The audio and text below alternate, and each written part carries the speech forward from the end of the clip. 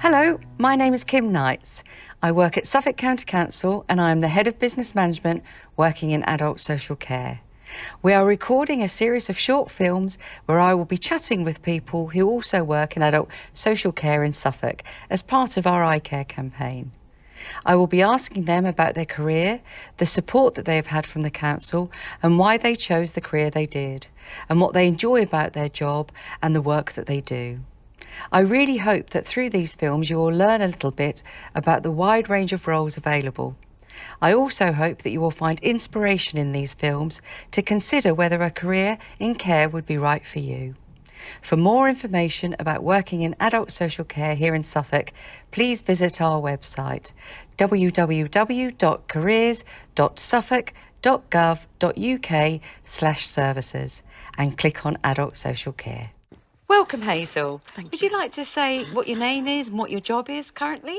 Okay, so my name is Hazel Stona, and I'm the registered manager for a service. Our name is B&H Care, and we are a domiciliary care provider in Suffolk, and we also provide supported living services as well. Oh, you do supported living as well? Yeah, we do. We started in September of last year. Yeah. So far, we've got 2 clients in Lowestoft. Yeah. And we're hoping to grow a little Yeah. more in that industry as well. Yeah. I was just learning more about supported living. That's why I've Oh, done really? because I just started, learning about it myself, really. Right. Okay. So how did you get into care? Firstly, it wasn't really my intention to go into care. My background is travel. I've done travel since I was in my early 20s. I went to school for travel. I've worked in travel all my life. And then halfway through my life, I did have a little bit of sickness where I had to have a brain surgery, and it kind of halted my career a little bit. I was hospitalized for 3 months. Yeah. And I was in rehab for another 3 months in a Goodness rehab. me. Yeah. So I think that's when, care has always been there in the background. Yeah. While working in travel, I'd do some care work on the side just for a little bit of cash.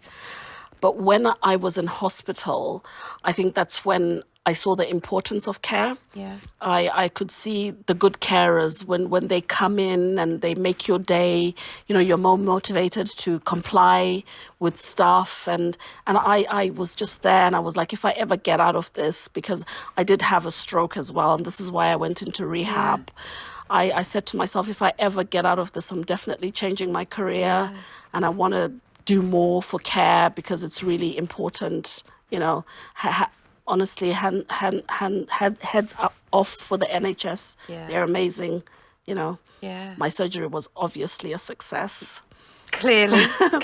And, I'm walking and talking again, and all that was because of the brilliant occupational therapists that worked with me, the carers, the doctors, the physios, it was all amazing. What a great shock, though. Yeah. And fully recovered? Fully recovered, yeah. And when you were lying there, you were thinking you want to give something back to care? I did. I said a little prayer to God that, if I ever get out of this, I really do want to give back. And, it happened. And the travel then career was over at that point, It wasn't over, but I decided to change the course, So I started learning more about care, acquiring more qualifications in care, and eventually, starting a business of my own in care. Yeah. So you started your business in Suffolk? I did. Yeah. I did. Whereabouts in Suffolk? So it's in Ipswich. Yeah. Ipswich, around Ipswich is where I started the business. Yeah. And started with the County Council of Suffolk and Cambridge. Yeah. And now we are in Norwich as well. Yeah. Oh, brilliant. So we cover Cambridge, Norwich and Suffolk.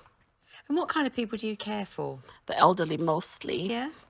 Dementia, disabilities of whatever form, Parkinson's, all those kinds of, and we also do fast track end of life care as well. Right. Yeah.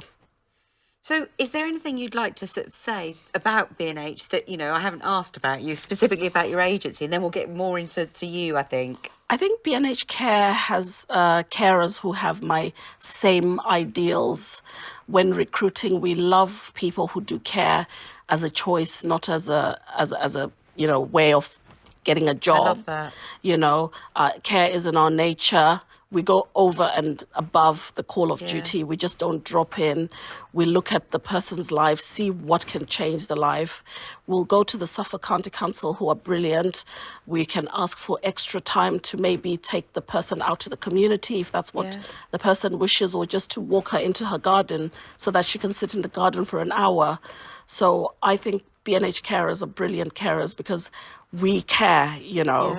We care for the well-being of our clients, definitely. Yeah. And do you find recruitment difficult? It was difficult at the beginning. When we started, it was right in the beginning of the pandemic. And as you can imagine, a lot of people were leaving care for fear of COVID and all that stuff. So it was very challenging. In fact, I would do the care myself simply because we can't find the carers. We were lucky in that we got the Home Office sponsorship license, which really changed the game for us. We recruited in Ghana, Zimbabwe, India, Sri Lanka. And when we did recruit, we decided to recruit people who are already sort of like in the health industry. So we have a lot of nurses and just graduates, you know. And that really changed the game for us, because now we were having professionals doing a caring job, yet they did love doing it because obviously it pays a lot more than it would in their home countries.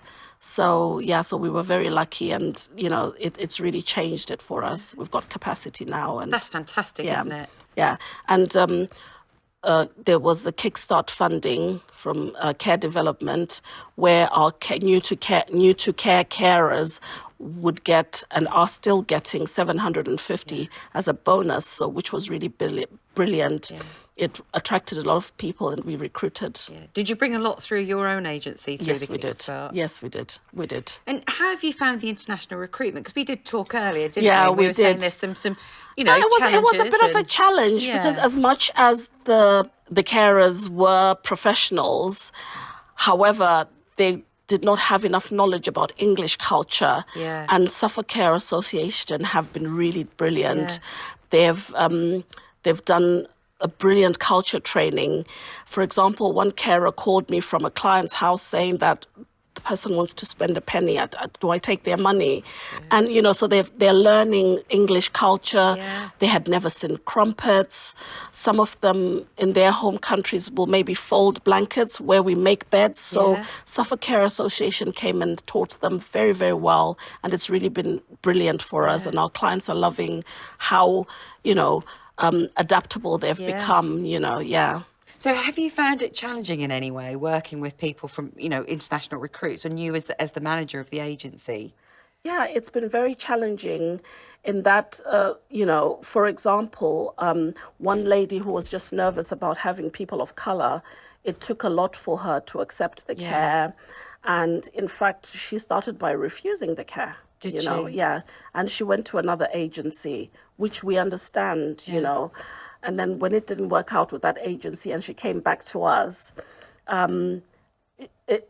we were delighted that she was happy with our care, because we knew that we could give her what she wanted. She was just a little bit nervous. And now when we do send, for example, different carers, she'll say, no, I want that Ghanaian lovely girl, you know, and things like that, which is really brilliant.